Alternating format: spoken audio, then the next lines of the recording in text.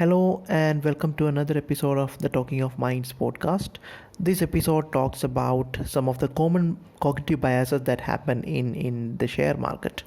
Cognitive biases that can affect our decision making processes or our decisions when we engage in trading or investment or in general cognitive biases that could affect our financial decisions. Most of these cognitive biases have been researched in the areas of behavioral economics and behavioral finance, and some of the pioneers in these studies, including Professor Kahneman and his colleagues, they all belong to the behavioral finance field. The research on cognitive biases are continuously evolving every day, and new insights are generated every now and then.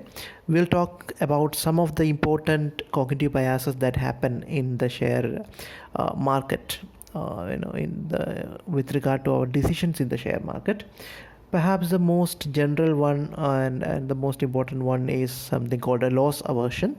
Loss aversion is the pain, it says that the pain experienced due to a loss is mostly twice more powerful than the pleasure for a similar amount of profit.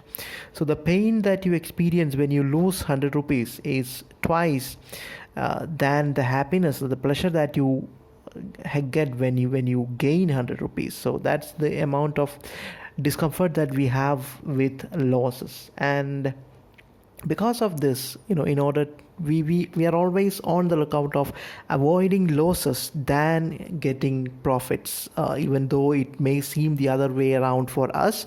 But most of our decisions, the unconscious decisions or the cognitive processes that happen in our brain, are anchored towards avoiding losses than getting profits.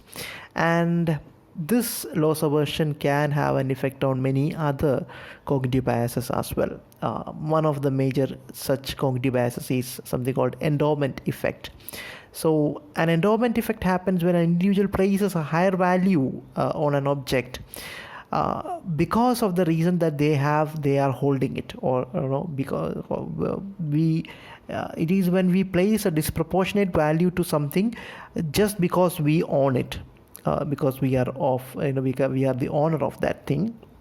And this endowment effect may cause us to not sell off some shares which may give us losses in the future, because we are attached to them because we own them. And loss aversion can be a major component of causing the endowment effect, and thereby making it difficult for us to sell something that is going to cost us. Another major cognitive bias is something called a sunk cost fallacy. It is when we stay invested, or when we invest more in something because we have already invested something into it, not because of any other reason. Or the most important reason for us to invest in something or stay invested in something is the reason that we have already invested it. We can think of it like going to a restaurant and ordering something, and even if you don't like the food at all, we keep we try to finish the food because we have already spent some effort, some time, and even some money on it. And because of this cost which is already sunk into it, which is already there, we have because we have already spent something on it, we feel obliged to go with it. Or this can happen with a very with an going for a movie which is very bad. We don't even like the movie, but since we have bought the ticket and we have come here, we just sit through the movie, even though we can do a number of good things which with the same time. We sit through the movie because we have some kind of an investment made in that. And this can happen with shares or mutual funds or any kind of investments also. We stay invested or we make more investments just because, or the major factor driving our decision to stay invested or make new investment is that we have already invested something on it, and we don't want to we don't want to feel that we have made a wrong decision.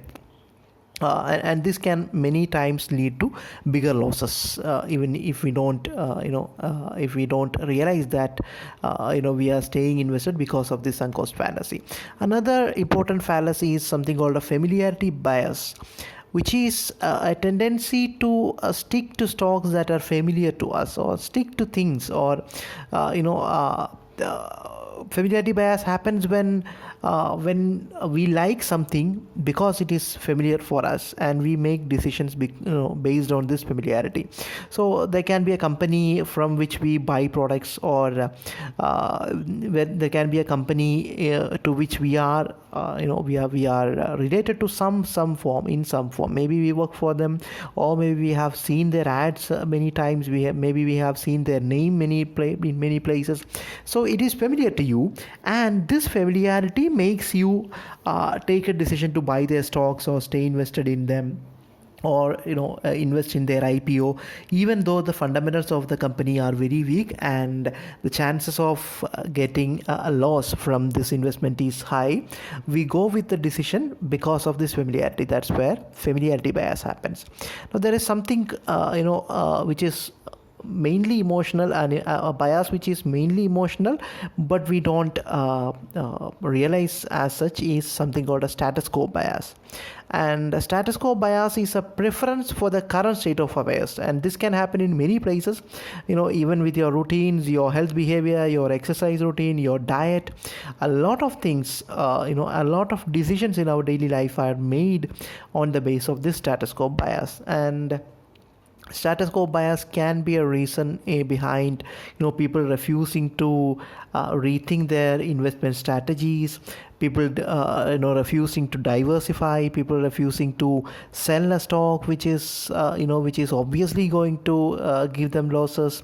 A lot of decisions, financial decisions, can be based on something called status quo bias. And since these biases, most of them are they operate at an emotional level, we actually take decisions based on these biases, and later we find excuses to rationalize those decisions. That's how they work in most cases. Another important cognitive bias is something called bandwagon effect, which again is not exclusively to the financial areas. It can happen in any walk of life. Bandwagon effect happens when we do something because everyone else seems to be doing the same thing. Now it has to be stressed that it is not that everybody else is doing something. We think or we feel that everybody else is also doing something, so we go with a decision. Now this can happen in many of our purchase decisions. Even many of the advertising campaigns are designed in a way that they in a way as to trigger this bandwagon effect in us, to make us feel that everybody is doing us, and we have something called a fear of missing out. We don't want to miss out, and we also jump into the bandwagon. Now this happens with many IPOs, many new mutual funds, a lot of things in the financial market and outside the financial markets. Bandwagon effect can have a very big influence on our decisions. Another thing which is extensively used in the marketing field is something called an anchoring effect.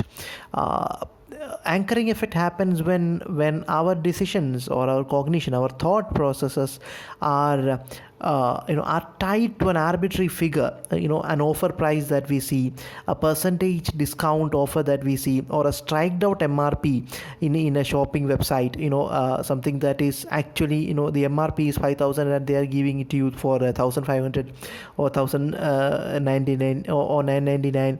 So this striked out figure, which is obviously a larger figure, it gets into a mind, it gets anchored, and you compare the current price to this striken out figure, and we don't know whether there is actually an MRP like that or something, but you get anchored, your thoughts get anchored to that higher figure, and when you buy something you get a feeling that you're getting a bargain, even though it may not be actually so.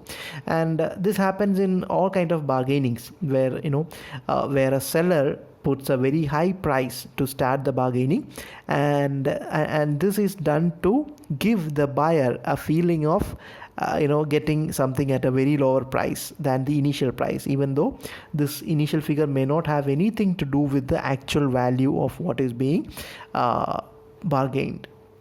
And anchoring effect can happen with our portfolios. We may get anchored to a current market price or current trading price of a share, even though there has been a very sharp increase in the prices recently, even though the share may not have an intrinsic value anywhere near to this the figure that you saw. But when you see a figure and then you see that the share price is going down from what you were anchored to, or it's going down from the values you saw initially, you may take a split second decision to buy the share, thinking that this is going down, and this is thinking that this is the right time to buy this stock. Now this is how the anchoring effect can have an effect on our purchase decisions and all. And as I already said, these are not an exclusive list of cognitive biases that can have an effect on our financial decisions, but all these can have a very important effect on how we make purchase decisions or financial decisions or investment decisions. And one important way of avoiding or trying to avoid these cognitive biases is to be aware of them. We need to be aware that many decisions that we take with regard to financials in investment or in any kind of decisions can be influenced heavily by these cognitive biases, and being aware of them is one of the major things, or one of the best things that we can do to counteract the effect of these cognitive biases in our decisions. Thanks for listening. That's all about some of the major cognitive biases that can happen in share markets and in financial decisions. Thank you.